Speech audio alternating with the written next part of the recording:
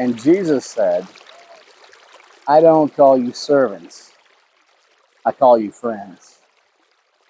It's an amazing line. I don't call you servants, I call you friends. Now, to many of us, that phrase might sound familiar, but it was really stunning and radical in nature. You hear what Jesus is saying, that Jesus is the embodiment of God, Jesus, the long awaited incarnate expression of God in this world, is my friend. Wow, what a statement. What a stunningly beautiful statement for all of us. I'm Tim Selby from Heart of Steamboat. I'm here on the side of the Yampa River with the fishermen and the tubers and everybody having a great time in this beautiful summer season. I want to read you from my book, Freeing Jesus, as we talk today about Jesus being our friend and our teacher. Diana Butler Bass tells this story, and we'll put a picture up of these two little boys so you can see them. In August 2019, at the beginning of the school year, a photo showing two little boys holding hands went viral. Connor, an autistic boy entering the second grade, was going to school alone for the first time. Although the bus trip went well, when he arrived at the school, he froze with fear and he started to cry. He hid in a corner, unable to walk into the building. Christian, another boy, saw Connor and went to comfort him. Then he took Connor by the hand and led him inside the building. Quote, he found me and held my hand, and I got happy tears, Connor later told a reporter when asked about Christian. He was kind to me. I was in the first day of school and I started crying. Then he helped me, and I was happy. Connor's mother said Christian is Connor's first real friend. And Christian's mother explained they have an inseparable bond. What a beautiful story about friendship, what that can look like. Now, I think Jesus was my first real friend, the first person, if you will, that wasn't in my family, the first one that I talked to, poured my heart out to, the one I told my fears to, the one I asked to protect my family and to watch over us all. Before I had a sleepover, before I rode bikes with my buddies after school, before I laid with my friends on the trampoline and watched the night sky, before all of that, I talked to Jesus and felt his closeness in my life, in my own experience. Now, he wasn't a typical friend like you would ride bikes with. It was different than that. And I think sometimes when we use this word friend, we're describing something a little different than what we might usually think of. I think what we're really describing is the intimacy, this one that knows us, that is close to us, near to us. You know, a friend is somebody who you know intimately. And the better the friend, the more intimately they probably know you. You might have some friends that know a little bit about you, or they know this and they know that, but there's other friends that know you more deeply. They know the fears that keep you up at night.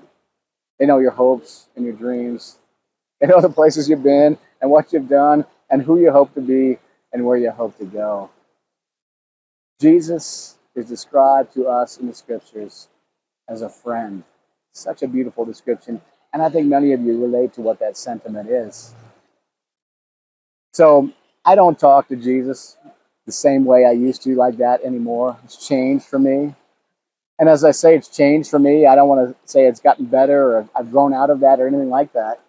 I have many friends in my life who talk to Jesus just like they talk to a friend. They talk to Jesus and wait and listen for how Jesus would respond to them. And if that happens for you and if that works for you, that is a beautiful thing. But for me, that's changed. I don't really do it in that way anymore. Though I love that part of my life and I still have that connection, I still feel that deep inside me. It's still such a beautiful part of my Christian journey. And one other thing I want to say about friendship is sometimes friendship can seem like just a real positive thing, but it can also be used in a different way. Because there's a place in the gospel where people use Jesus' friendship as an accusation against him. They say, look, there's Jesus. He's friends with the sinners and the tax collectors, as if to put him down, because this is such a scandalous way to be a friend. And I don't know about you, but when I hear this, I'm like, yeah, Jesus. Yeah, that's the kind of guy I want to be. That scandalizes people because of the friends that we have, because nobody is outside the bonds of friendship. Nobody. And I love that Jesus is accused of hanging out with all the wrong people. I hope I might be accused of the same thing maybe in my life. One story in the scriptures is all we have about Jesus as a boy. One story. We have Jesus' birth, we have the times of Jesus' ministry, but we only have one story of Jesus as a boy. He's 12 years old, and he goes to the synagogue. And he sits with the great rabbis and the teachers, and he asks them questions, and he teaches as well. He sits in that place with all those adults, and he teaches. And it says, when all those who heard him, it says they were amazed and astounded by what he had to say. If we were to say something about Jesus and who he was a teacher from the day that he was 12 years old.